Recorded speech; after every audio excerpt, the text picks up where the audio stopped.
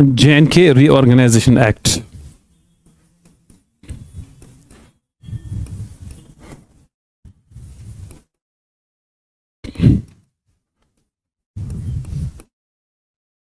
(2019). First of all, our condolences to all the people, their families who have died yesterday in that brutal attack.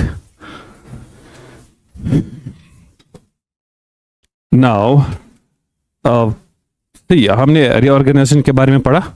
What is reorganization? Walter. कोई एक बंदा मुझे बताओ अच्छे से reorganization क्या होता है? Okay, altering what? Boundaries, names and status of states or UTs for 2 to 3 purposes. 1, क्या पर्पस हो सकते हैं? Okay, administration efficiency is 1. Second, cultural and linguistic coherence. Third, ठीक है, समझ आया? चलिए, now we will come to the real act जो था 2019 में पास हो गया था, J&K Reorganization Act 2019. The first point लिख लीजिए, Act number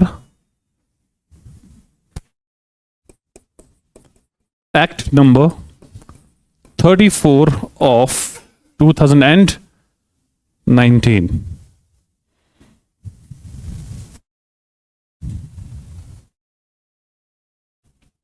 ठीक है. Second point, bill was introduced.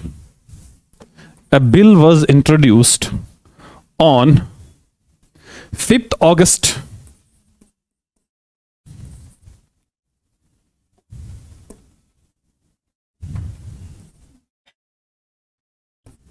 A bill was introduced on 5th August 2019 into Rajya Sabha.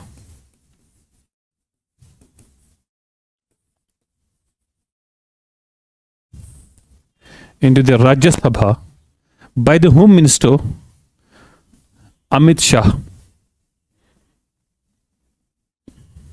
and was passed on the same day.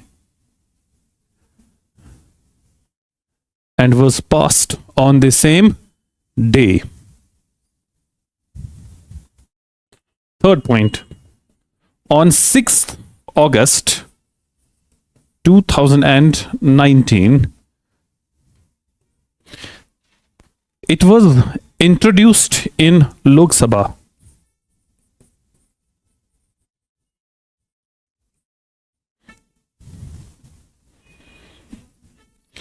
Introduced in the Lok Sabha. ठीक है. Third, another point. It received President's assent. It received President's assent, ASSENT, assent on 9th August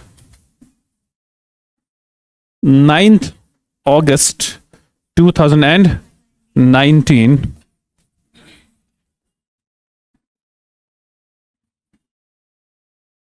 President's assent on 9th August 2019. ठीक है. एक और point, the act came into effect.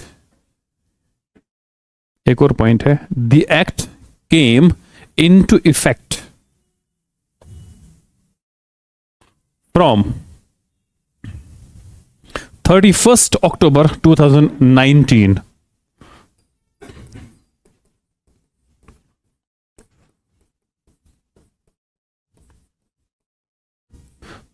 October 2000. See, once a bill has been introduced into either of the house, it has to be sent to another house. When both houses pass the bill, that bill is presented to the president for his assent. Then it becomes a law. Bill will become a law. So, only when it receives the president's signature. Okay? Okay, it became the law on 9th August 2019, but it came into effect from 31st October 2000. Can you tell me why 31st October? क्यों 31 अक्टूबर से हमने इसको implement किया, इस दिन से क्यों नहीं इंप्लीमेंट हुआ? लिख लीजिए, ब्रैकेट में लिख लीजिए, लिख लीजिए 31 अक्टूबर, 31 October is the birth anniversary of, is the birth anniversary of Sardar Vallabhbhai Patel, S.V. Patel.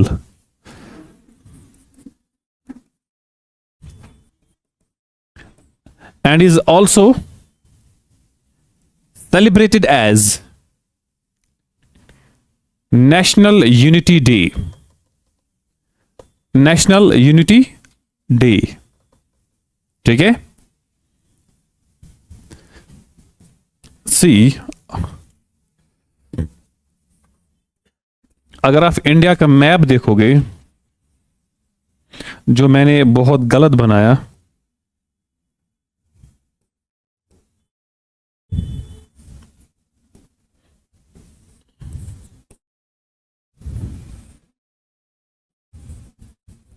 सी अगर आप 1947 से पहले कहानी देखोगे ना, ये इंडिया एक्चुअली इंडिया नहीं था, ये ऐसा कुछ था, यहां से थोड़ा इधर, आपको आ रहा है समझ? ठीक है। और यहां पे बहुत सारे प्रिंसली स्टेट्स हुआ करते थे। What? Princely states. There was no union government, पूरा इंडिया यूनाइटेड नहीं था। We were actually divided into different small princely states after 1947। इन स्टेट्स को जोड़ने का काम किसने किया? सरदार वल्लभ भाई पटेल। ठीक है, वो हर एक स्टेट में गए, हर एक प्रिंसली स्टेट में गए, वहां के प्रिंसेस से बात किया, बोला कि आपको हिंदुस्तान में रहना बेहतर क्यों है, rather than going remaining independent और remaining with Pakistan. So there were 3 states left out, Jammu and Kashmir, Junagadh and Hyderabad. ठीक है, Junagadh went to Pakistan, Hyderabad with India, sorry Junagadh in India, Hyderabad in India. There was 1 state left out, that was Kashmir.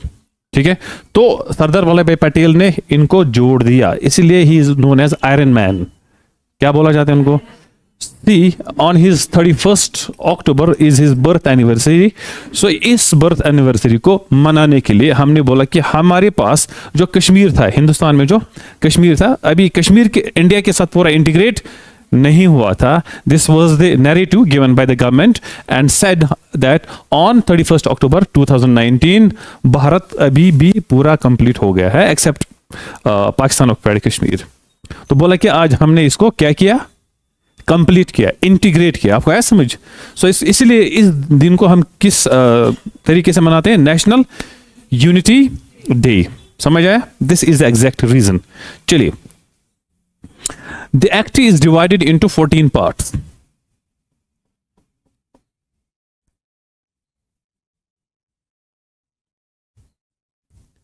The act is divided into 14 parts, comma, 5 schedules, 14 parts, 5 schedules, and extends 106 central laws.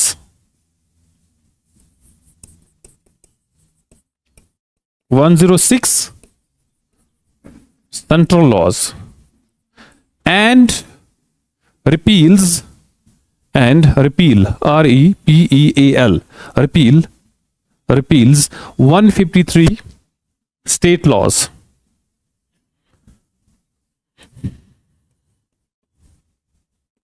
153 state law. क्या हुआ इसका मतलब? कि इस act में कितने parts हैं? 14 parts हैं। शेड्यूल्स कितने हैं? 5 शेड्यूल्स हैं। और ये एक्ट सेंट्रल के कितने लॉज को जम्मू कश्मीर में एक्सटेंड करता है, यानी कि जो अभी तक यहां पे एप्लीकेबल नहीं थे। How many laws? और जम्मू कश्मीर के कितने लॉज को डिलीट करता है? 153। Remember it. ओके, चलिए, अब जैसे कि मैंने आपको इससे पहले भी बताया है दैट जब भी कोई लॉ होता है उसमें कुछ या तो पार्ट्स लिखे होंगे या चैप्टर्स लिखे होंगे।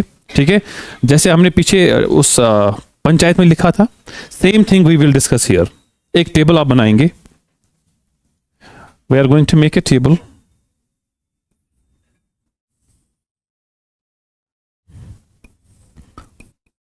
ऐसे लिखेंगे आप, part deals with,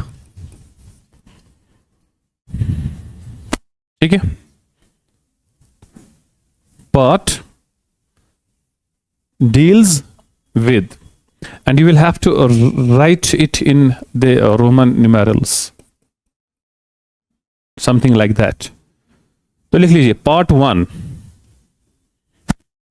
part one, सामने लिखेंगे preliminary, part one deals with preliminary.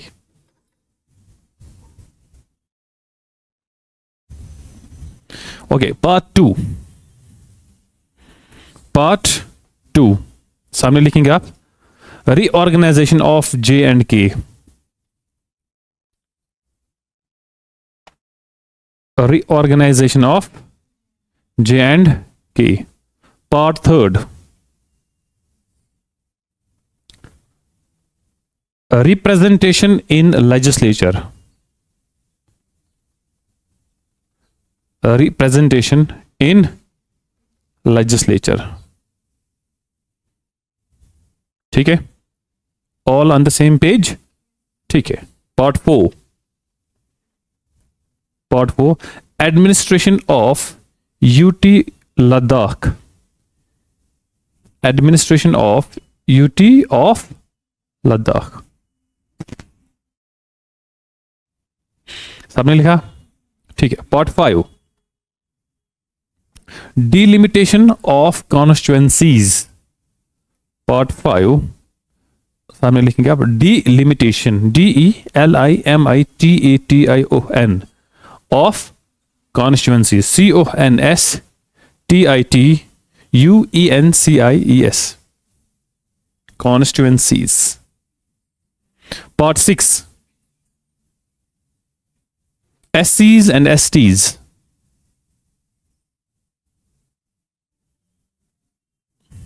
Part 7, miscellaneous, MISCLLANEOUS, miscellaneous and transitional provisions। miscellaneous को आप ऐसे भी लिख सकते हैं, MISC full stop, miscellaneous and transitional provisions। Part 8, provisions, provisions, PROVISIONS, provisions। Part 8 किसके साथ डील करता है, सामने लिख लीजिए हाई कोर्ट। पार्ट 8 सामने लिखेंगे आप हाई कोर्ट, है हमारे पास हाई कोर्ट, ठीक है। Part 9, part 9, advocate general of UTJK, advocate general of UTJK,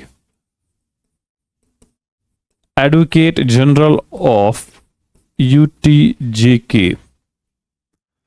government का अपना एक वकील होता है, जो हाईएस्ट लॉ ऑफिसर होता है स्टेट का, उसको हम बोलते हैं एडवोकेट जनरल। गवर्नमेंट वकील है ना ऐसा, गवर्नमेंट वकील, जो गवर्नमेंट वकीलों का सबसे ऊपर वाला वकील होगा, उसको हम बोलते हैं advocate. He is also known as the highest law officer of the state, ठीक है। सेंट्रल में कौन होगा, अटॉर्नी जनरल। चलिए एक और पार्ट, कहां पूछे हम, 10, expenditure and distribution of revenue, expenditure and distribution of revenue. मतलब ये एक घर था, क्या था, अब इसमें दो भाई हो गए, दोनों ने शादी की, अब बोलते हैं कि एक साथ हम नहीं रहेंगे, अब क्या करेंगे, हम अलग अलग रहेंगे, ठीक है। तो इस घर की जो एक इनकम हुआ करती थी, अब वो भी डिवाइड हो जाएगी। ये वही वाला पार्ट है कि हम जम्मू कश्मीर की जितनी भी रेवेन्यूज हैं या खर्चे हैं, on what basis we shall divide between UT of Ladakh and UT of JNK। समझ आया। एक और point, part 11, apportionment, APP OR TION MENT, apportionment of assets and liabilities, apportionment of assets and, what do you mean by assets and liabilities? है? What is a liability? कर्जा. Yes. अब कर्जा भी divide होगा. अगर रेवेन्यू डिवाइड हो रहा है कि पैसा कहां आ रहा है, तो कर्जा भी होगा. उस घर का कोई कर्जा भी होगा, तो सारा कर्जा एक ही भाई पे तो नहीं डालेंगे ना, है ना? ठीक है. एसेट्स मतलब यस योर प्रॉपर्टी. चलिए एक और point. Provisions related to corporation. Provision related to corporations. Corporations. CORPORATIONS. Corporations. हाँ, ये है 12. लिखा आपने? ठीक है, सबने लिखा? पक्का? कोई पीछे तो नहीं रह गया? चलिए 13. Part 13. Provision as to services. Provision as to services. Provision as to services. Part 14. Legal and miscellaneous provisions. Legal and miscellaneous provisions.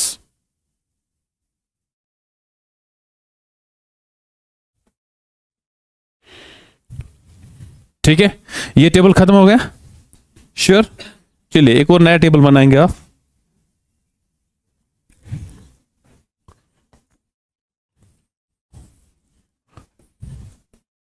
Schedule सामने लिखेंगे. Deals with. Schedule deals with.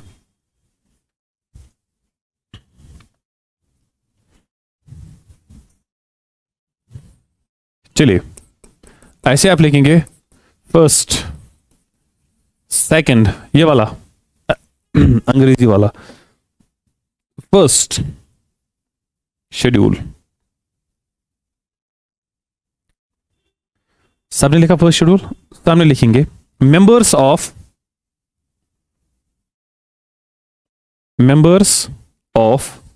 Council of states. Council of states. Council of states का हिंदी नाम क्या है? Rajya Sabha. Bracket में लिखेंगे Rajya Sabha. RAJYA, Rajya Sabha. ठीक है. सेकंड शेड्यूल सामने लिखेंगे parliamentary constituencies. Parliamentary constituencies. PARLIAMENTARY. Constituency. CONSTITUENCIES. Parliamentary constituency. Third schedule assembly constituency. Assembly constituency. ठीक है. फोर्थ शेड्यूल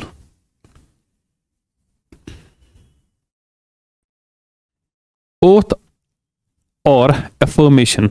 ओथ OATH और affirmation AFFIRMATION.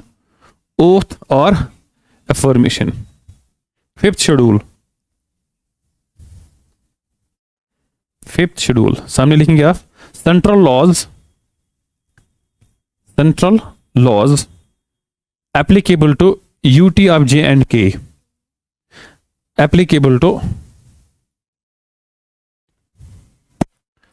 applicable to UT of and UT of Ladakh.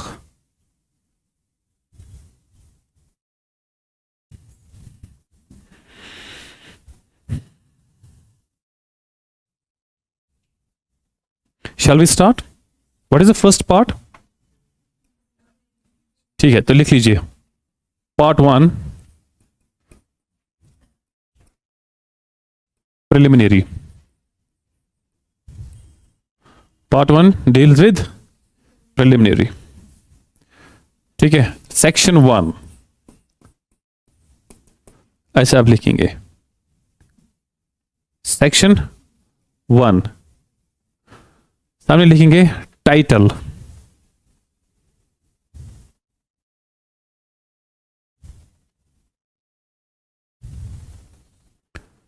अभी आपको वो आ रहा है समझ कि हर एक पार्ट का यहाँ चैप्टर का अपना एक सेक्शन होगा।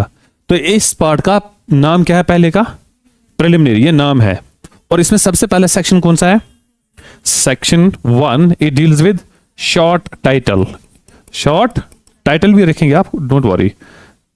तो क्या है इसका नाम, what is the name of this act? तो लिख लीजिए the act may be called, the act may be called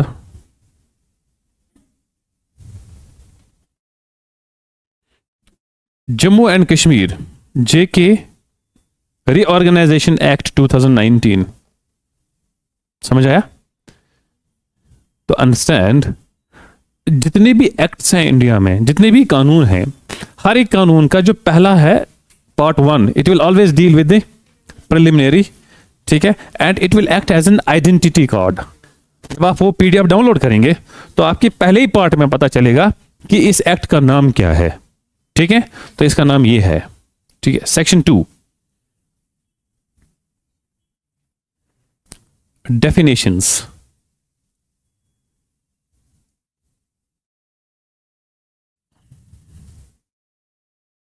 बस again I told you every act has some definitions. तो इस सेक्शन 2 में भी कुछ डेफिनेशंस होंगे जो आपसे नहीं पूछी जाएंगी।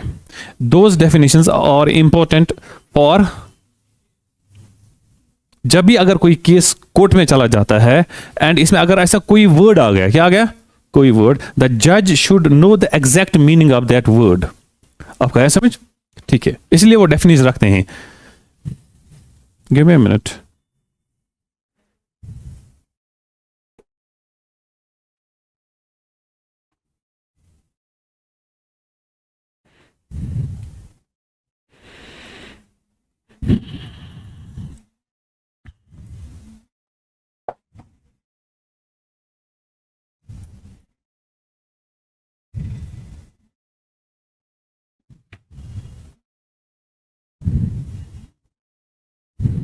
Okay, part 2.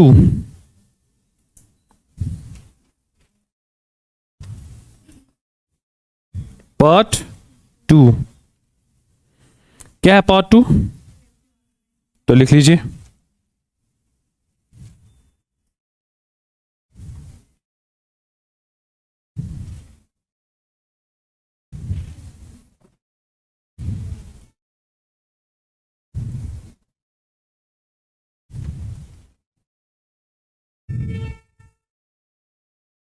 reorganization of state of J&K. Section 3.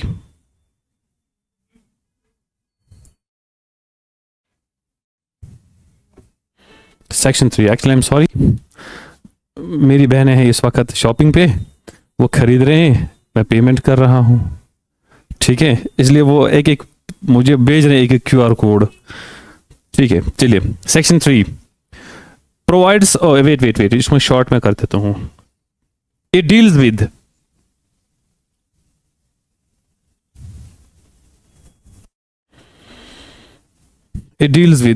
UT of Ladakh, UT of Ladakh, including the areas of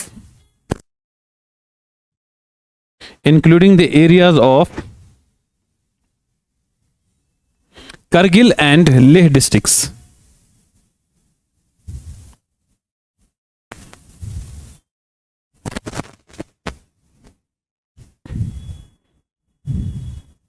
ठीक है, यानी कि section 3 deals with what? Yes, तो अगर आपको पूछा गया कभी कि which section deals with UT of, यानी कि सेक्शन 3 के अंडर हमने एक नई यूटी क्रिएट की, उसका नाम है यूटी ऑफ लद्दाख, ठीक है। Section 4 it creates UT of J&K,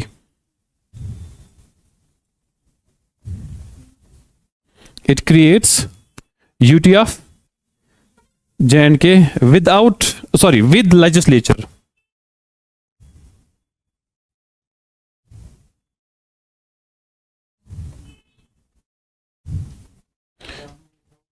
वहां पे विदाउट लेजिस्लेचर है लद्दाख में.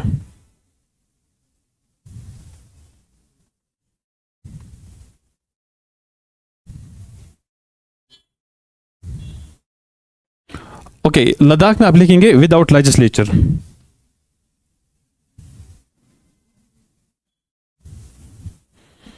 Jammu Kashmir section 4.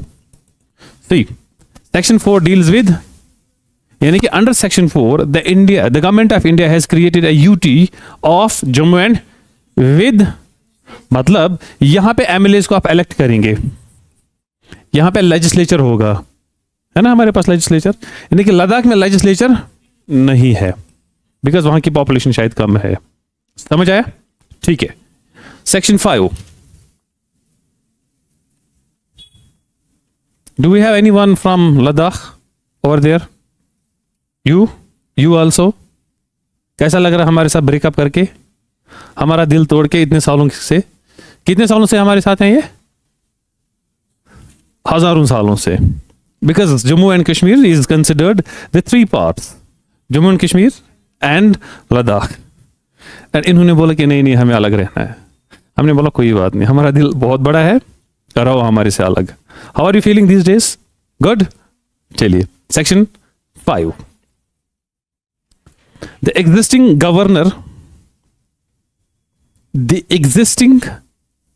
Governor of state of JK, state of shall be common LG, common for a period determined by the president. What do you mean by this? Section 5. Section 5 बोलता है जो आज का governor है, आज का मतलब जो उस दिन का गवर्नर था जब ये एक्ट बना था, उन्होंने बोला कि जो आज का गवर्नर है वो कॉमन LG रहेगा फॉर लद्दाख एंड, और कितने टाइम तक? जब तक प्रेसिडेंट चाहेगा. ठीक है, और वही हुआ. ठीक है. Section 6.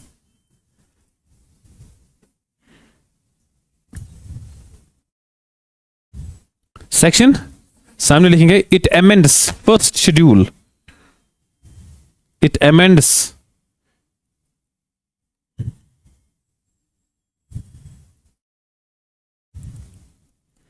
first schedule of Indian Constitution.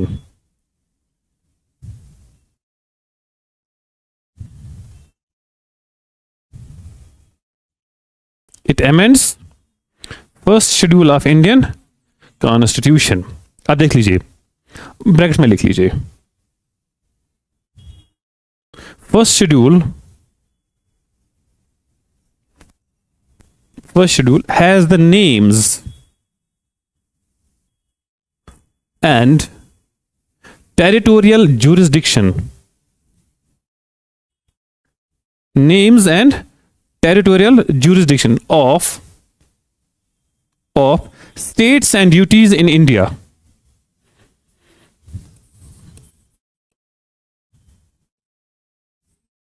States and duties in India. Now understand here.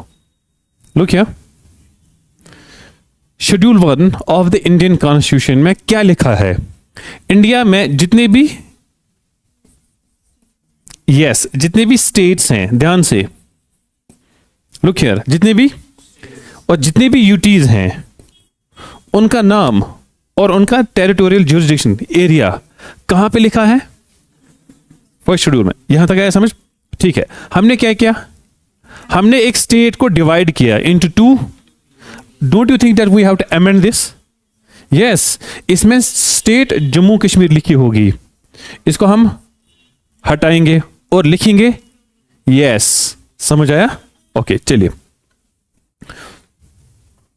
Part 3.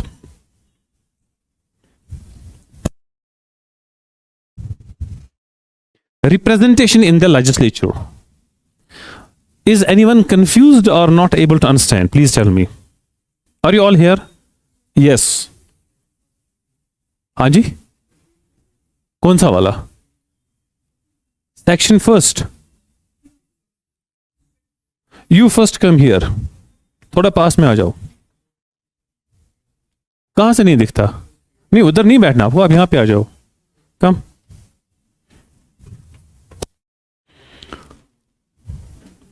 आंखों से ओझल, दिल से भी ओझल हो जाओगे, इसलिए बेहतर है कि सामने रहो, आंखों के सामने. Part third, it deals with representation in the legislature. Is it visible to you now? Sure? पक्का? अरे आप तो रूठ ही गए. वहां पे मजा आ रहा था क्या? मजा आ रहा था तो आपको पढ़ाई करनी है, मजा लेना है. ठीक है, इसलिए वहां पे बैठ के ना कंफ्यूजन होता है.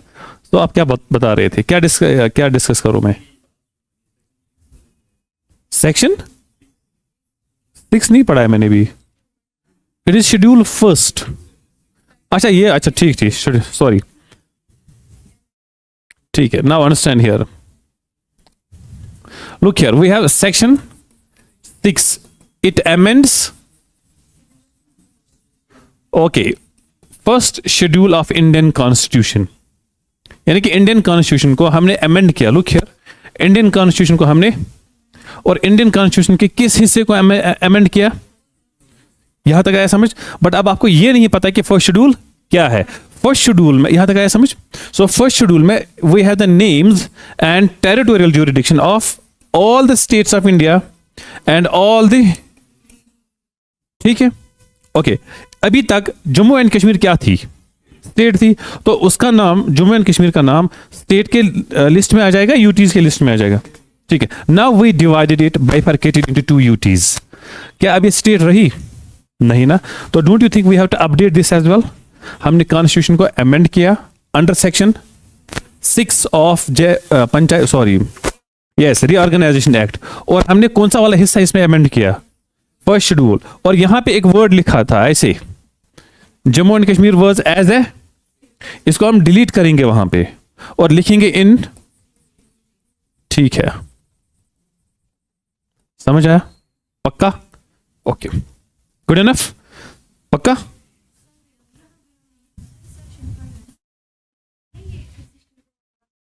जी नहीं, एग्जिस्टिंग गवर्नर ऑफ स्टेट मतलब जब ये एक्ट आया, जिस दिन ये एक्ट आया उस दिन गवर्नर ही था. और उस दिन हमने बोला कि जो आज का गवर्नर है, और जिस दिन से ये एक्ट शुरू मतलब इंप्लीमेंट होगा, आज का गवर्नर अब वो एलजी रहेगा 2 यूटीज का. समझ आया? ठीक है. पार्ट थर्ड, रिप्रेजेंटेशन इन दी, ठीक है. Section 8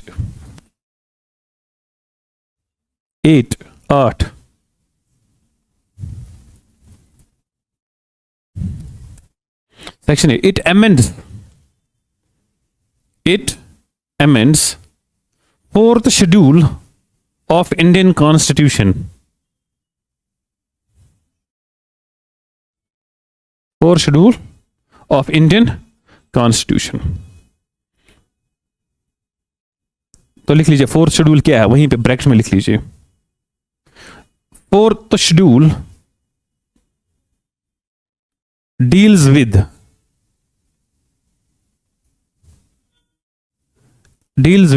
allocation of seats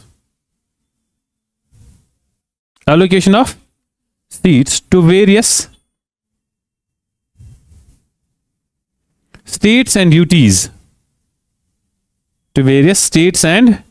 UTs, in the Rajya Sabha.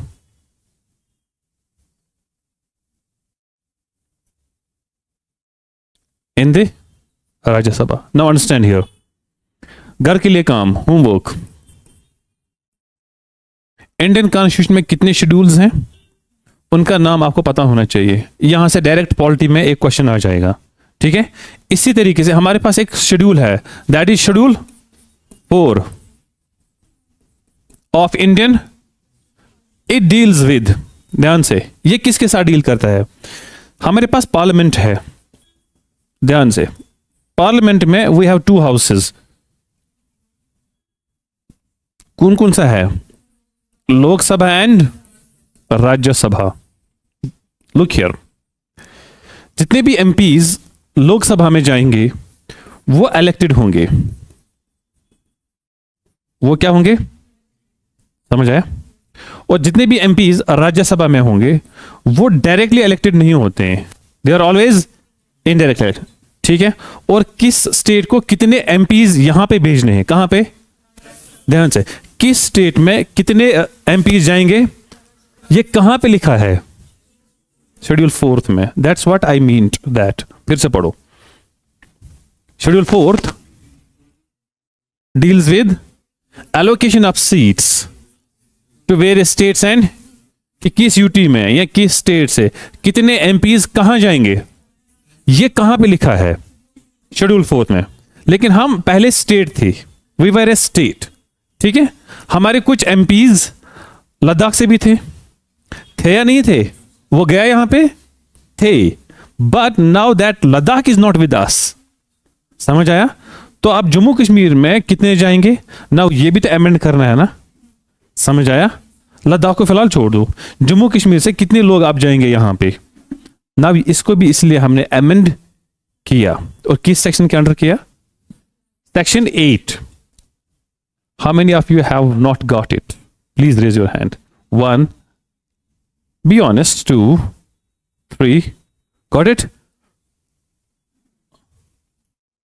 और किसको नहीं समझ आया? आपको नहीं समझ आया? आ गया, गुड। नहीं समझ आया? ओके। पार्लियामेंट पता है क्या है? Legislature. Look here everyone, what are you two talking?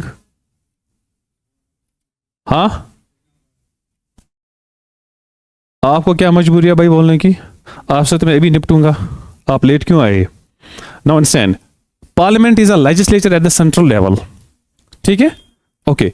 Parliament has 2 houses, Lok Sabha and, इनको इधर दिखाओ, आप इधर देखो, लोकसभा एंड, लोकसभा में भी एमपी जाएंगे, राज्यसभा में एमपी भी जाएंगे। यहां तक आया समझ? लोकसभा में जितने भी एमपी जाएंगे they will be by direct election, by direct. समझ आया? इंजीनियर रशीद, रोहुल्ला साहब, बाकी यहां गए। ठीक? इसके साथ हमें कुछ नहीं करना है। राज्यसभा में भी हर एक स्टेट से, जितने भी स्टेट्स हैं, यहां यूटीज हैं, यहां से भी कुछ एमपी जाएंगे। कहां पे कितने जाएंगे वो कहां पे लिखा है? हर एक स्टेट से कितने एमपी जाएंगे राज्यसभा में, it is mentioned in the schedule. यहां तक आया समझ? ठीक है। There was a state known as, ठीक, यस, उससे भी, उस पुरानी जम्मू कश्मीर वाली स्टेट से भी कुछ एमपी जा रहे थे। कहां पे? ठीक है? और उस राज्यसभा में या उस जम्मू कश्मीर में एक या 2 एमपी कहां से भी आ रहे थे। अब वो हमारे साथ मत रहे। ठीक है? अब वो स्टेट रही या यूटी है। ठीक है? तो हमें ये अमेंड करना है that now how many MPs will go into the from this UT of J and K. समझ आया? इसलिए हमें इस पुराने वाले पेज को थोड़ा काटेंगे वहां पे। फॉर एग्जांपल वहां 6 थे, फॉर एग्जांपल अब हम बोलेंगे 6, 2 फॉर एग्जांपल लद्दाख से थे, अब कितने जाएंगे? तो अपडेट करना पड़ेगा ना। उस अपडेट करने को हम बोलते हैं अमेंडमेंट। Got it? ठीक है। I know most of you have not gone through the polity, but it's okay. समझ आया अब? गुड। चलिए, सेक्शन 9। हैं जी? हाँ, जाइए। Section 9, it a lots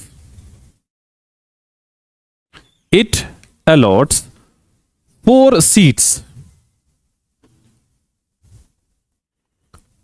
to the UT of J&K. It allots 4 seats to the UT of into the Rajya Sabha. अब कितने जा रहे हैं? 4।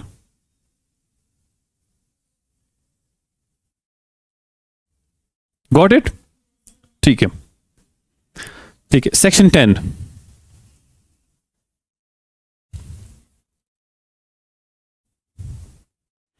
it allocates, give me a minute.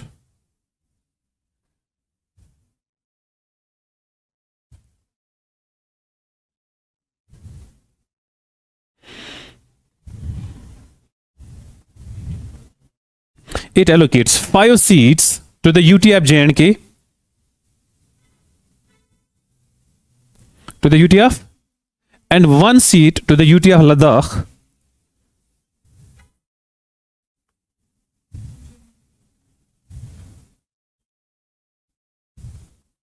and 1 seat to the UTF Ladakh. जी, एक minute. To the house of the people, to the house of the people. तो house of people का हिंदी नाम क्या है? ठीक है, ब्रैकेट में आप लिखेंगे लोकसभा. जी बताइए. हाँ जी, जाएंगे जाएंगे, इलेक्शंस होने तो जाएंगे. आप बोलो कि कोई नहीं जाएगा.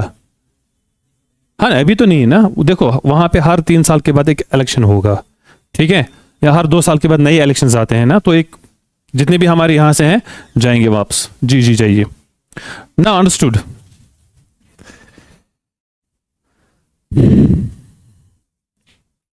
हमारे पास पार्लियामेंट है.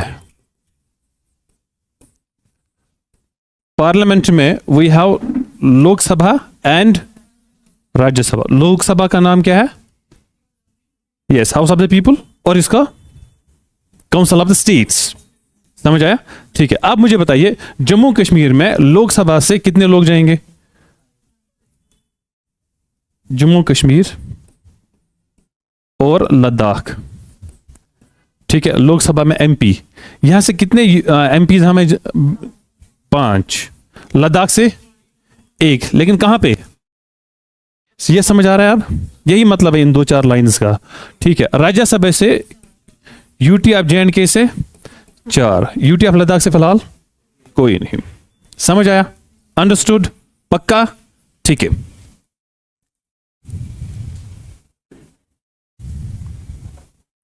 ओके, हम कहां पे पूछे? सेक्शन 10.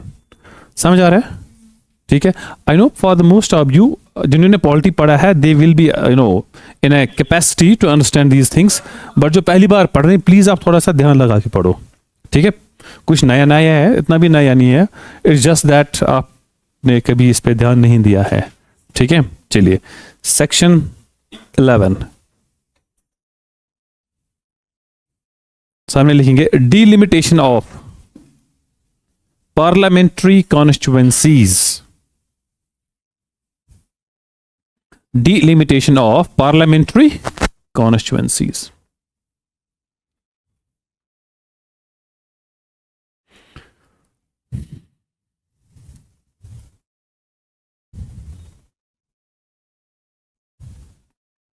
ठीक है. चलिए, section 13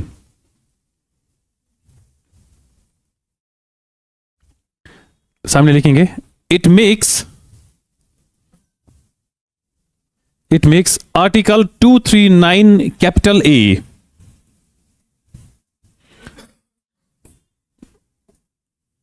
Section 13. It makes Article 239 capital A applicable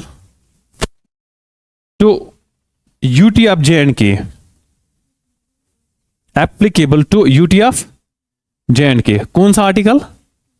यानी कि इंडियन कॉन्स्टिट्यूशन का. मैंने आपको बोला पहले, द वर्ड आर्टिकल जब भी आएगा तो understand it is associated with Indian constitution. यानी कि इंडियन कॉन्स्टिट्यूशन का article 239 capital A shall be applicable to UT of J&K. It makes, क्या लिखा है आपने? Makes 239 A applicable to UT of J&K. तो ब्रैकेट में लिखेंगे आप, which is also applicable, which is also applicable to UT of Puducherry, which is also applicable to UT of Puducherry. Puducherry.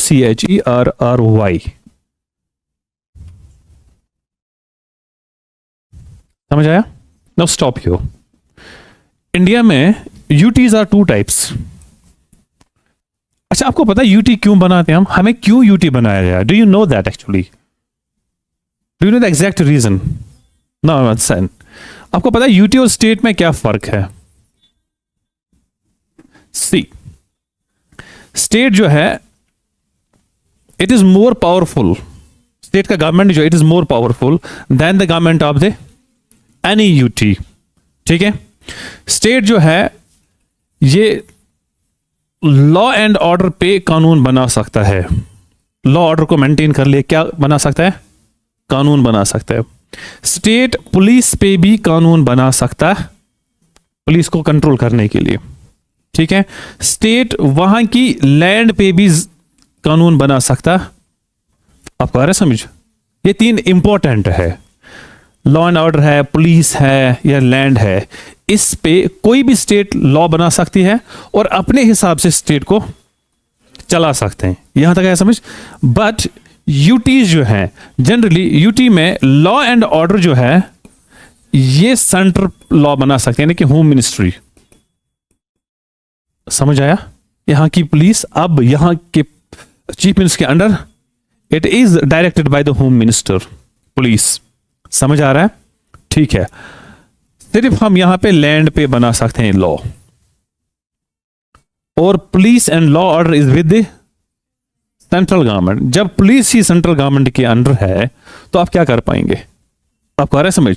Second, UT का जो बहुत सारे UT के बहुत सारे पावर्स हैं, यूटी में अगर कोई भी बिल है एटलीस्ट जिसमें हमेशा दखल अंदाजी होती है प्रेसिडेंट की, स्टेट में थोड़ी बहुत उनको फ्रीडम होती है। This is the exact reason इन्होंने हमें स्टेट से यूटी बना दिया। समझ आया?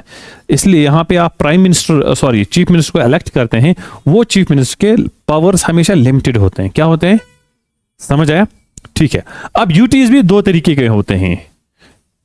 There are two types of UTs. One, UT with legislature, UTs without. ठीक है, जैसे लद्दाख है, वहां पे लेजिस्लेचर, वहां का चीफ मिनिस्टर नहीं होता है, वहां पे एडमिनिस्ट्रेटर होता है। यहां का हमारा चीफ मिनिस्टर। ठीक है, so UTs are two types, with legislature and without. घर के लिए काम, घर के लिए काम लिखो। Name the UTs, name of the UTs without legislature. नहीं, वो घर में आप गूगल करेंगे, अपने पास रखेंगे। Name of the UTs without and with legislature. Legislature आया समझ? जहां पे असेंबली है, एमएलएज हैं, चीफ मिनिस्टर हैं। आपको आ रहा है समझ? ठीक है,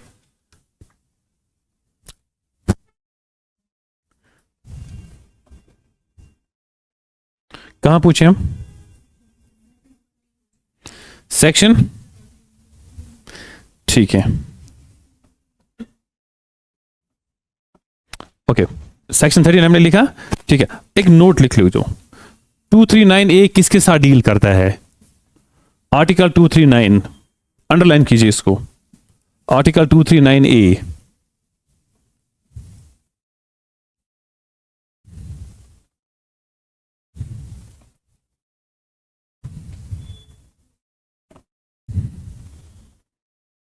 लिख लीजिए। इट डील्स विद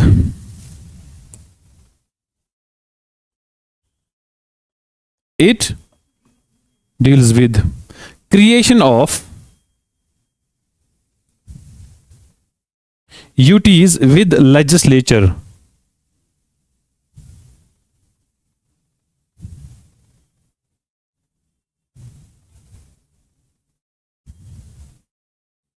विद, समझ आया?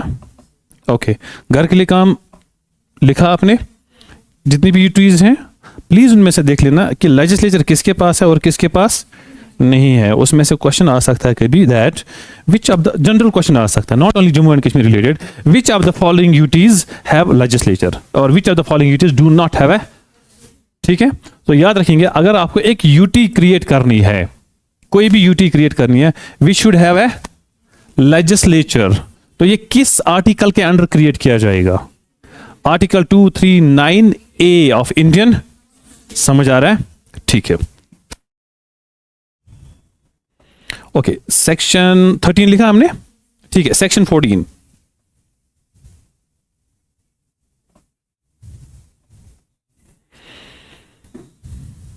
लेजिस्लेटिव, एक मिनट, ठीक है। सेक्शन, ये इंपॉर्टेंट है, please mark an asterisk above it. Okay, it creates legislative assembly, it creates a legislative assembly, वही होता है लेजिस्लेचर, समझ आया? तो ब्रैकेट में लिख सकते हैं याददाश्त के लिए, legislature for UT of J and के, यूटी ऑफ जे एंड के। This is section 14. It creates a legislative assembly. What do you mean by it? That under section 14 of this act, our assembly has been created. ठीक है, चलिए। Composition, अब assembly में देखेंगे ना क्या क्या आएगा। जैसे आपने लिखा इसको सेम, अब लिखो composition of legislative assembly. Composition of legislative. How many of you don't know what is a legislative assembly? Please raise your hands.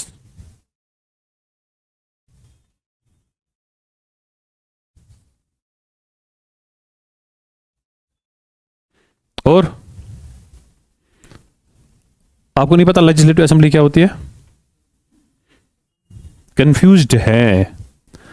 Assembly का नाम सुना है? क्या होता है असेंबली? क्या होता है? नहीं, आप ही बताओ।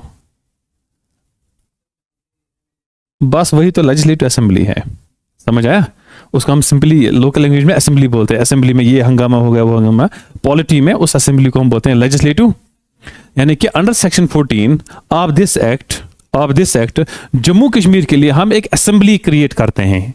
अब हम ये देखना है कि उस असेंबली में कंपोजिशन क्या होगी, कौन कौन होगा। लिख लीजिए फर्स्ट पॉइंट 14(1) कंपोजिशन लिखा, ठीक है। इसका ऐसे लिखो 14(1) पहला पॉइंट। 14(1) मतलब सेक्शन 14 का पहला सब सेक्शन 1, ठीक है। There shall be an administrator, there shall be an administrator, there shall be an administrator appointed under article 239, under article 239, सिर्फ 239 में बोल रहा हूं, ए नहीं लिखना। appointed under article 239, comma, who shall be designated as LG, जिसकी डेजिग्नेशन क्या होगी, समझ आया? तो पहला पॉइंट क्या है कि असेंबली में कौन कौन होगा।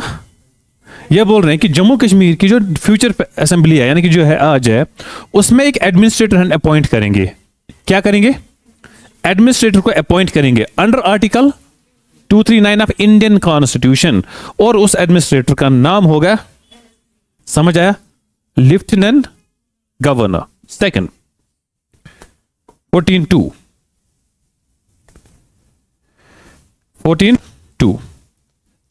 there shall be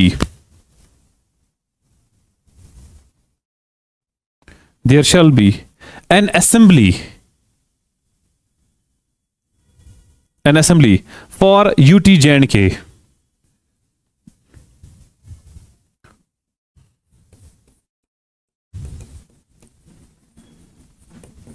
UT. Now understand here, section 14 also deals with legislative overall, but section 14 subsection 2 particularly deals with assembly of J&K, ठीक है। अगर ऑप्शन में ये है तो ये आंसर है, ये है तो तो हमेशा यही होगा एक्चुअली। इस पे ज़्यादा नहीं जाएंगे, बट आपको याद रखना पड़ेगा। आपको समझ आ रहा है कि हमने एक असेंबली को क्रिएट किया है, we have created an under section. अब इसको हम थोड़ा एक्सपैंड करेंगे, अब देखेंगे इसकी कंपोजिशन क्या है। Third 14(3) 14 total number of seats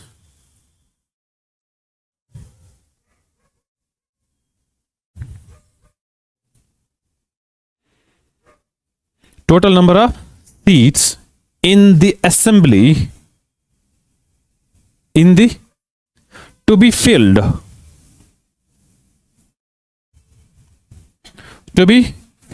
by direct election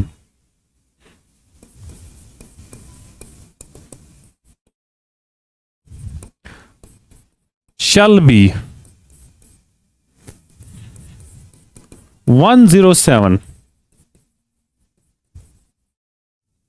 by direct election shall be 107। समझ आया? मतलब कि इस असेंबली में डायरेक्ट इलेक्शन जब होगा, डायरेक्ट इलेक्शन मतलब कितने टोटल एमएलएज होंगे? 107। इसको हम बोलते हैं डायरेक्ट इलेक्शन। कितने? 107। एक और पॉइंट लिखेंगे आप, मुझे पता है आप कहां कंफ्यूज हैं, इतने तो है ही नहीं हमारे पास। वेट, ओके, नोट, एक नोट लिखो नीचे, वहीं पे लिखो note.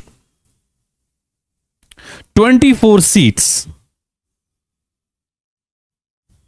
shall remain vacant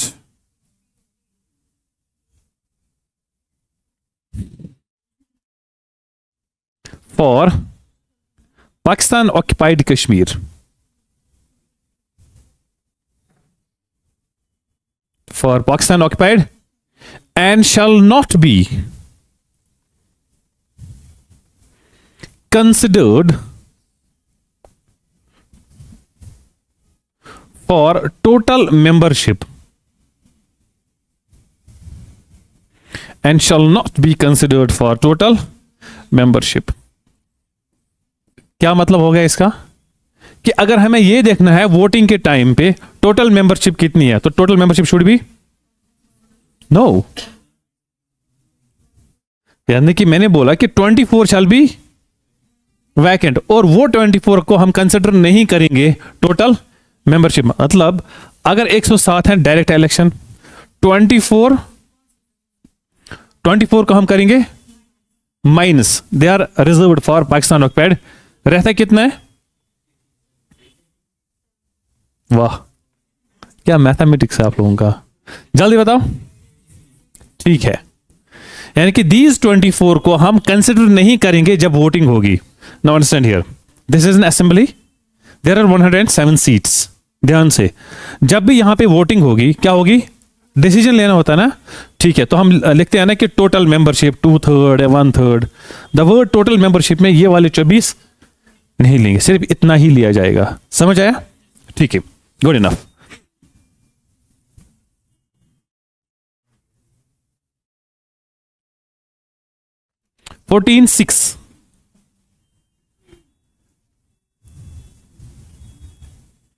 Section 14, subsection 6.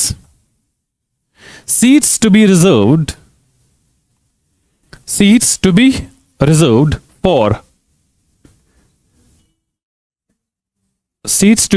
for SCs and STs in the assembly of UT.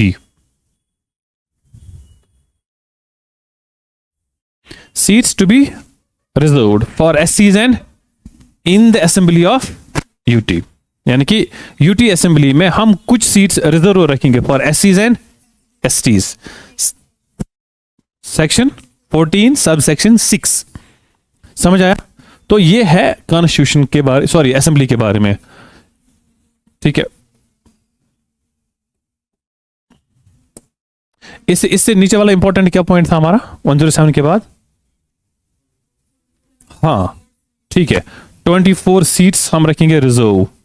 ठीक है, उसके बाद 14 सब सेक्शन 6 क्या बोल रहे हैं? हाँ, एससी और एसटीज के लिए सीट्स रिजर्व करें। Anything else? Now understand, legislative assembly of Jammu and Kashmir में we will have section 14 sub section 1 में सबसे पहले हम अपॉइंट करेंगे किसको? एलजी को। ठीक है, under article 239 of Indian constitution. ठीक है, चलिए सेक्शन 14 सब सेक्शन, इसके अंडर हम एक असेंबली बनाएंगे जम्मू एंड कश्मीर के लिए। ठीक है, अब उस असेंबली कितने सीट्स होंगे? 124 seats are to be kept for the PoK and shall not be considered for total membership. ठीक है, seats are to be reserved for एससीज एंड, बट यहां पे कितनी, ये नहीं लिखा कितनी सीट्स हैं, वो बाद में एक ऑर्डर आया था। यहां तक आया समझ? Understood? This becomes the most important section of this act. चलिए 15, सेक्शन 15, क्लासेस अप टू है 3 बजे तक है। कैसे? चलिए कोई बात नहीं। सेक्शन 15,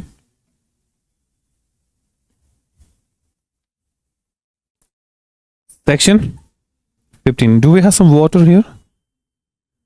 पिलाइए, थैंक यू, कल भी लूंगा आपका, कोई बात नहीं।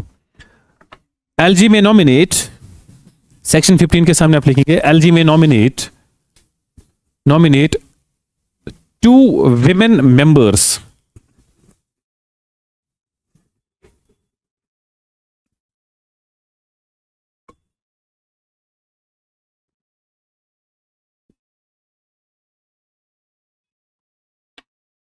LG में nominate 2 women members to the assembly.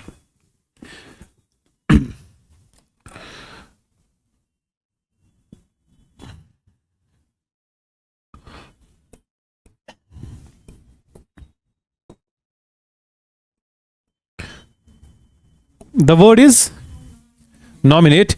It means there is no direct election here. समझ आ रहा है? पक्का? ये दो फिलहाल इन 83 में नहीं है। ये 83 कौन से वाले हैं? Elected but direct elected. ठीक है, दीज आर द नॉमिनेशंस। ठीक है, ओके। चलिए एक और पॉइंट। अच्छा, हम क्यों वुमेन को नॉमिनेट करते हैं?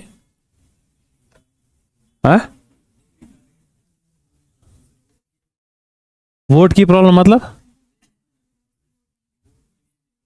क्यों नहीं देगा? आपको नहीं लगता वुमेन को वोट? आप सबसे पहले होंगे अगर आपके मोहल्ले में कोई आप तो जान दे देंगे। वोट की क्या बोल रहे हो यार? This is not. हाँ, अच्छा, अब नहीं दे सकते हो? किसी को भी नहीं जानता? दिया होगा, बहुत बार दिया होगा, क्या झूठ बोल रहे हो? ठीक है, चलिए। What would be the reason कि हम नॉमिनेट करते हैं वुमेन को? Women empowerment. और हम ये चाहते हैं कि उनकी रिप्रेजेंटेशन कहां पे हो? लेजिस्लेचर में, असेंबली में, एंड इनकी जो थिंकिंग है ये हम पॉलिसी मेकिंग में ऐड करें। जब भी हम कोई लॉ बनाते हैं ना, जब भी हम कोई लॉ बनाते हैं उसको हम थोड़ा मेल प्रिज्म के थ्रू बनाते हैं। आपको आया समझ? जितने भी इंडिया में लॉज हैं वो सारे जो है मेल डोमिनेटेड लॉज हैं। आया समझ? हम चाहते हैं इनको कुछ आगे आने का मौका दें। ठीक है, सो दैट एक फेमिनिस्ट आइडिया क्रिएट हो जाए इन लॉज में। ठीक है, इनकी बात हम सुने, that is the exact reason. ठीक है, चलिए। Should we give this the nomination to them और नॉट? ऑब्वियसली मैं आपसे नहीं पूछ रहा हूं, ओनली बॉयज। नो सर, देखो क्यों नहीं? आपने तो नो बोला। Should we nominate? अच्छा, मतलब आप चाहते हैं कि ये अगर आना है तो इलेक्ट? यस। अच्छा, आप कौन बोलते कि नॉमिनेट करनी चाहिए आपके बगैर? आप तो बोलोगे ही नहीं। ठीक है, तो फिर हमारे इंडिया में कितने परसेंटेज है वुमेन की जो पार्लियामेंट में है? I think it's less than 18%। Please I may be incorrect. Less than 18%, मान के चलते 18%। फिर भी more than 70% are men in elections or in political life. Why not women?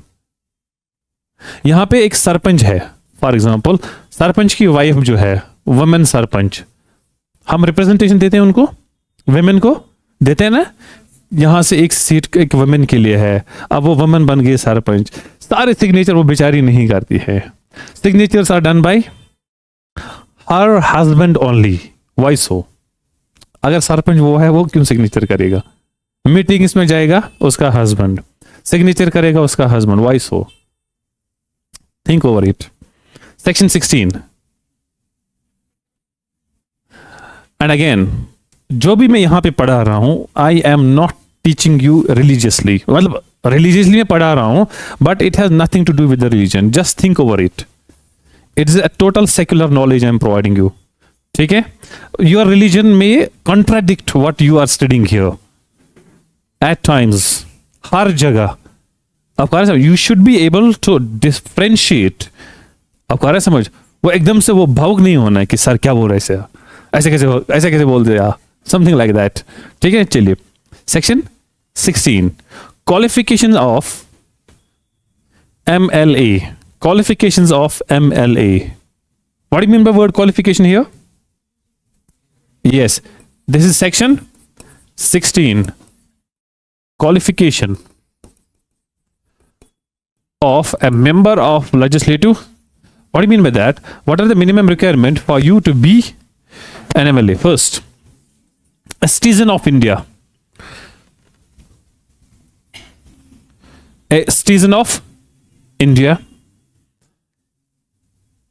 Second, makes and subscribes, makes and subscribes an oath or affirmation, an oath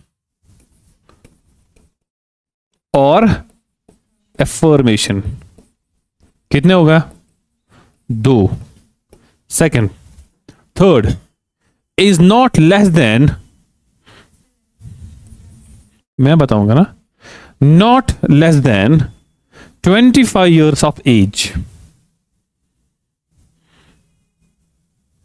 कितने हो गए? Fourth one, possesses, possesses, possesses का मतलब है he must have, ठीक है? possesses other qualifications, other qualification prescribed by the parliament, prescribed by the parliament.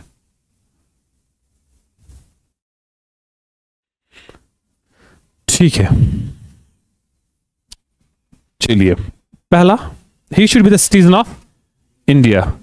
Second, he must subscribe or make an oath, or oath मतलब कसम खाना, affirmation मतलब लिख के दे देना कि मैं गलत नहीं करूंगा.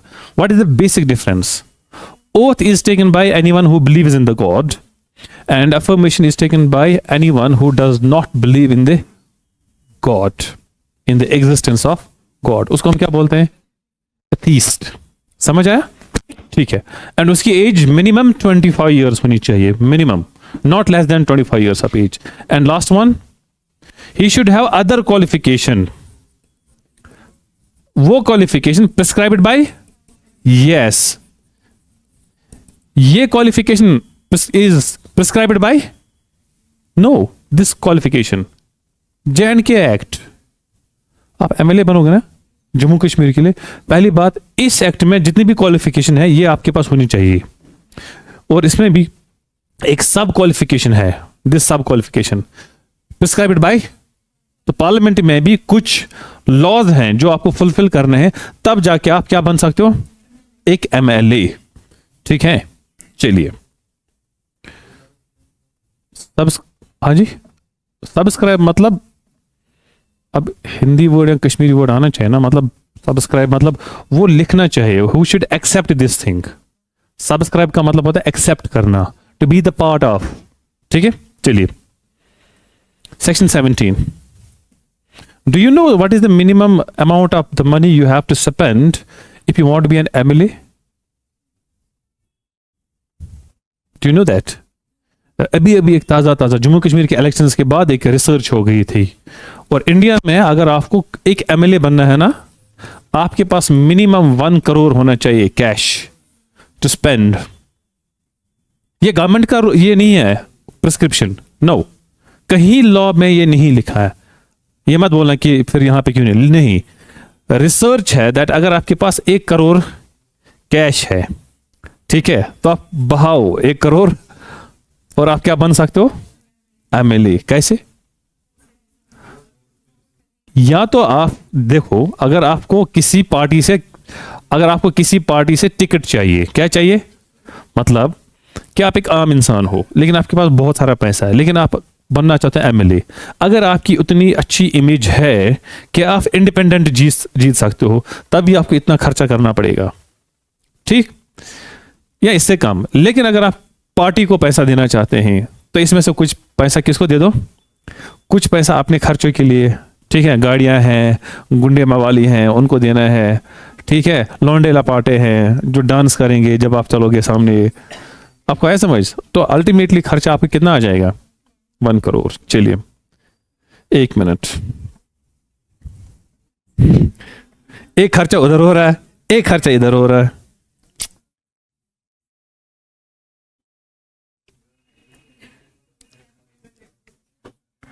Give me a minute. Section 17, तब तक आप लिखो। Section 17, duration of assembly shall be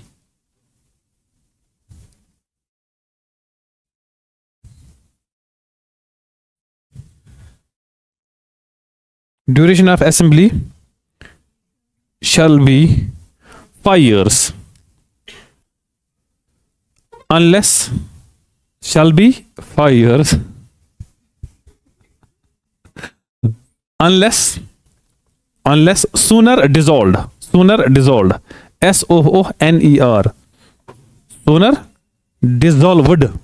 अब ऐसे आपको समझ आ जाएगा, unless sooner dissolved मतलब कि नॉर्मल टर्म जो है इसका 5 years होगा, अनलेस सूनर डिजॉल्व मतलब 5 साल से पहले भी ये डिजॉल्व हो सकता है, ठीक है। चलिए section 18,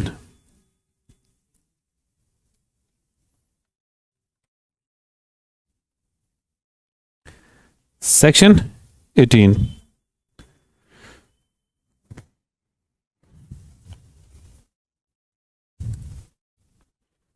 sessions of legislative assembly,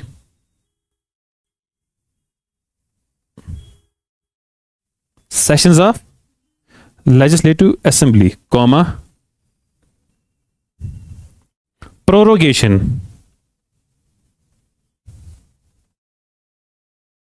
PROROGATION, sessions of legislative assembly, comma, prorogation and dissolution shall be done by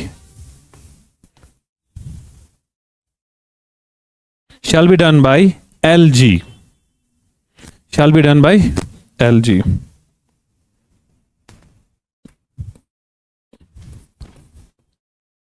दो वर्ड्स हैं यहां पे, prorogation and, please this is the most important. Again मुझे ये नहीं पढ़ाना है, ये पॉलिटी के कॉन्सेप्ट्स हैं, ठीक है, आइडियली आपको ये पढ़ने चाहिए होते हैं, but since you are for the first time, किसने पढ़े ये, किसने, रेज योर हैंड्स।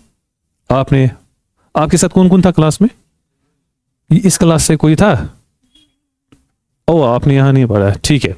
देखिए नाउ अंडरस्टैंड हियर, चाहे असेंबली हो या पार्लियामेंट हो, प्लीज लुक हियर, जब भी पार्लियामेंट मिलते हैं वो लॉ बनाते हैं या असेंबली लॉ बनाती है, डिस्कशन करते हैं, ठीक है, तो यहां पे कुछ चीजें होती है, एक सेशन होता है, क्या होता है, सेशन, मतलब जब वो मतलब 10-15 दिन काम करते हैं, उस पूरा मिला के उसको एक सेशन बोलते हैं। जब ये काम खत्म करेंगे, कौन, एमएलएज वगैरह एंड ऑल दैट, ठीक है, उस सेशन को खत्म करने को हम बोलते हैं सेशन एंड्स,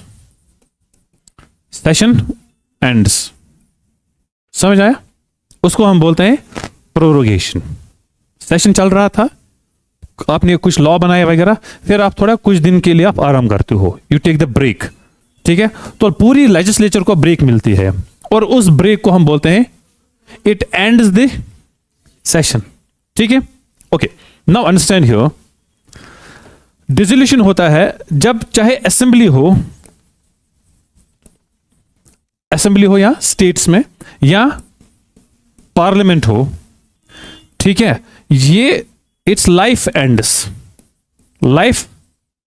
एंड्स, इसको हम डिसोल्यूशन बोलते हैं, कि डिसॉल्व हो जाए। हाँ जी, बीच में या 5 साल के बाद उसको हम बोलते हैं, अंडरस्टैंड, डिसोल्यूशन मतलब जैसे कि 5 साल तक गवर्नमेंट चली, 5 साल के एंड में जो पार्लियामेंट होगा वो डिसॉल्व होगा, ठीक है। प्राइम मिनिस्टर नहीं रहेंगे, एमएलएज नहीं रहेंगे, या मिनिस्टर नहीं रहेंगे, उसको हम बोलते हैं डिसोल्यूशन। याद रख लेना, dissolution ends the life of the parliament और उसके बाद क्विकली एक नया इलेक्शन होगा। हाँ जी, या हाँ, टर्म भी उसको भी बोलते हैं। देखिए, आपको ये समझ आया? Now understand here, stop there. See, for example, एक होता है मीटिंग या सिटिंग बोलते हैं। आज आए एमएलएज या एमपीज, वहां पे मीटिंग किया, डिस्कस किया, कोई लॉ बनाया ना, ऑल दैट। जब ये 5, 6, 7 दिन तक या उससे भी ज्यादा चलेगा, उस एक सारे को हम बोलते हैं सेशन। इसको हम बोलते हैं जब काम करेगा कौन? लेजिस्लेचर, ठीक है। जब सेशन खत्म होगा, उस सेशन खत्म होने को हम बोलते हैं प्रोरो, अंडरस्टूड, ओके, ठीक है। उसके बाद एक टाइम आएगा, उसको बोलते हैं रिसेस। क्या बोलते हैं? जब parliament is not in the session और when the legislative assembly is not in the, अभी रिसेस चल रहा है। क्या चल रहा है? रिसेस चल रहा है। जब रिसेस खत्म हो जाएगा, उसके बाद एक नया सेशन शुरू हो जाएगा। अंडरस्टूड? समझ आया? तो इस सेशन को खत्म करने के लिए हम बोलते हैं इसको, दैट इज नोन एज, और ये प्रोरोगेशन कौन करेगा? देखो, बस इतना मुझे कहना था आपको। ये सेशन को खत्म कौन करेगा? एलजी करेगा। This is known as prorogation.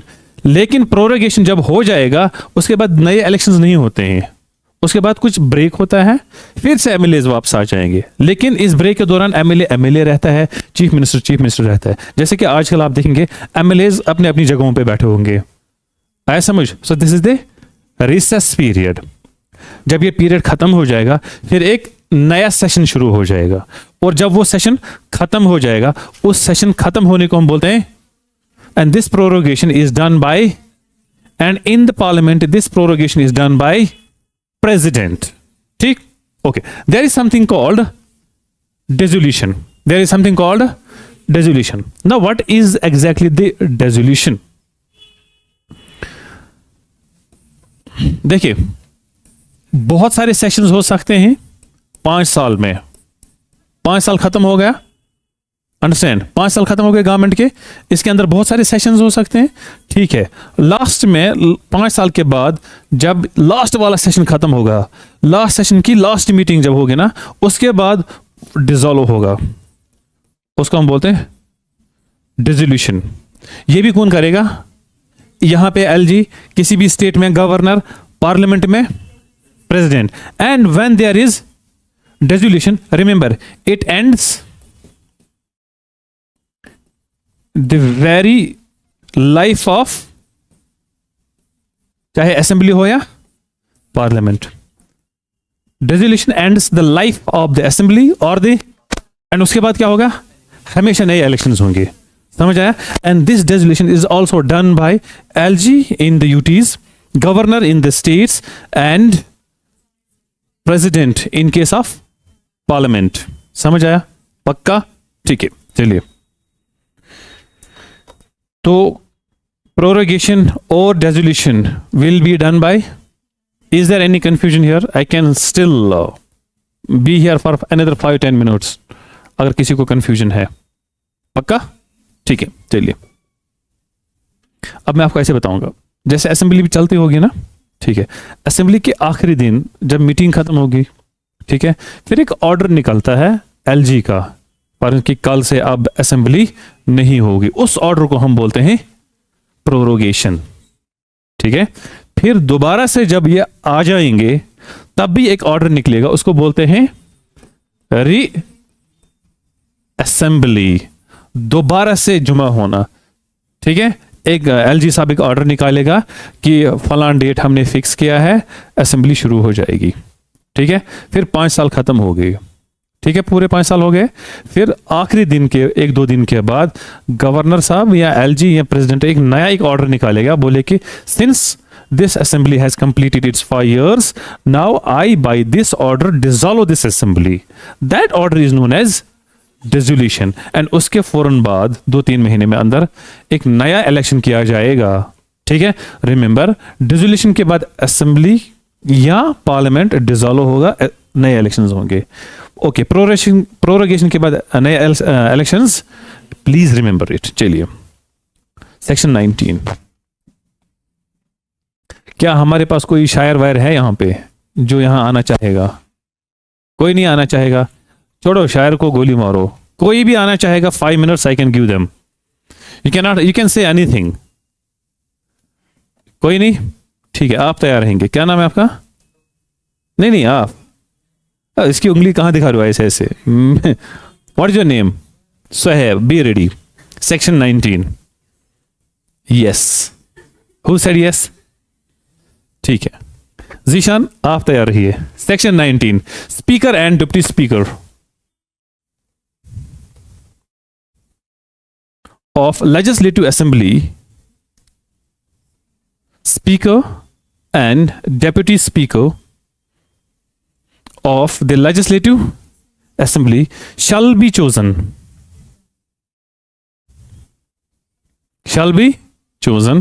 by the assembly among themselves.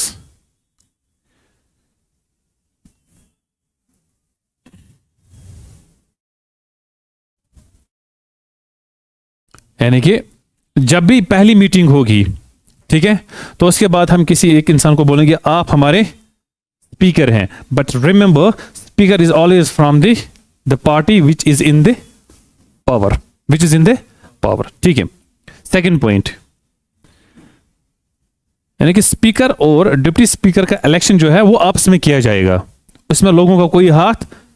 Second, if they resign, अगर स्पीकर को रिजाइन करना होगा या डिप्टी स्पीकर को रिजाइन करना होगा, if they resign, comma, they address to each other.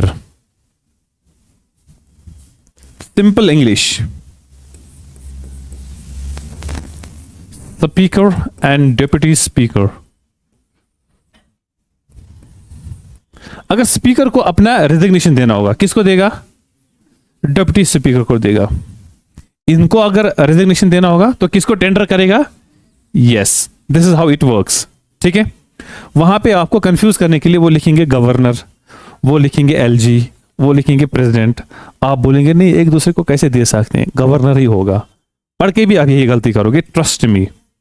ठीक है, यू विल डू इट, लेकिन ऐसा इस ट्रैप में मत पड़ना। एक और point, they are removed by a resolution, they are removed by a resolution passed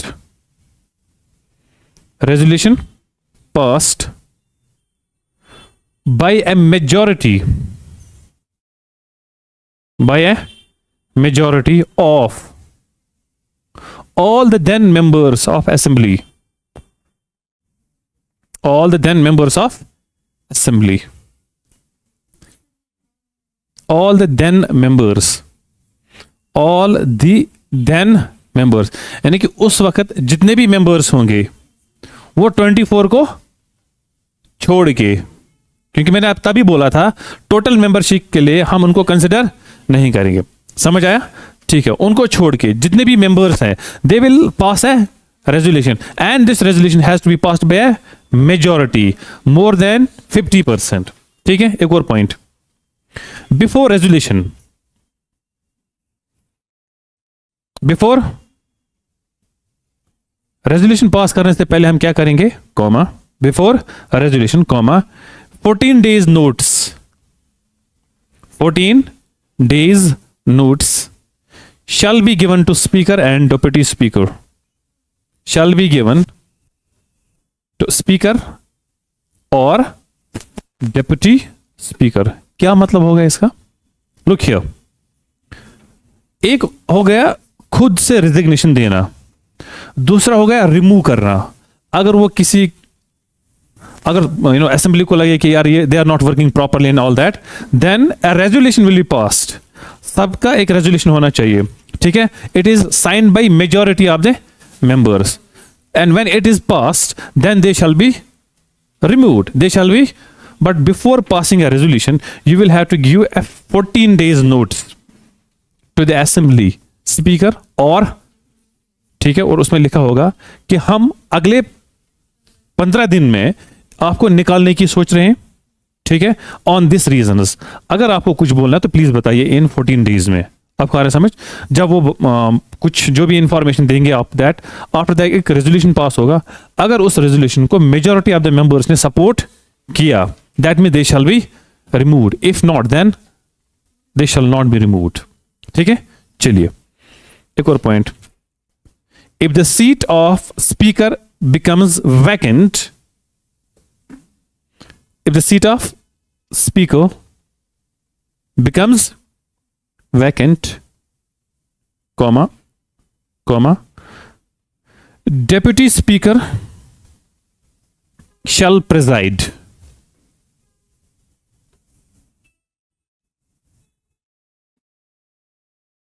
deputy speaker shall, and if deputy speaker is also vacant, and if the seat of deputy speaker is also vacant, then any other member,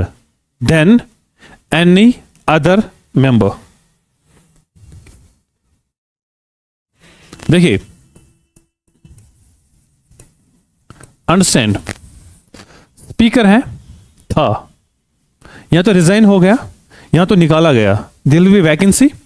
ठीक है, जब भी vacancy होगी speaker के बाद कौन आ जाएगा, yes, deputy speaker, अगर अवेलेबल है तो। अगर वो भी, तो फिर ये काम कौन करेगा, एनी अदर मेंबर। स्पीकर का काम वैसे क्या होता है, स्पीकर का काम होता है अनाउंसमेंट करना कि ये बिल आ रही है, डेकोरम को मेंटेन करना। ठीक है, ओके, एवरीथिंग फाइन। ठीक है, आज इतना ही पढ़े। व्हाट मेक्स यू स्माइल, ठीक है, चलिए विल स्टॉप।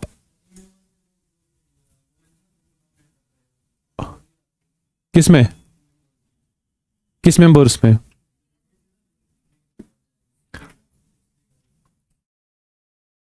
मेजॉरिटी में उनका वोट, हाँ वोट लिया जाएगा, वोट लिया जाएगा। ओके ओके, चलिए, क्या नाम था उनका,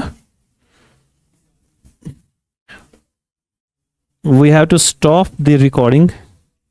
आप मैम को बुलाइए, चलिए आप तब तक कम। इसने क्या किया था आप पे, यस किया था ना, आ जाओ, शुरू तो आपसे ही होगा, आ जाओ।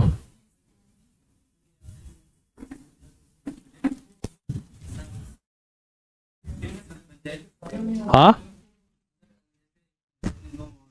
ये स्टॉप कर दीजिए। क्या क्या क्या क्या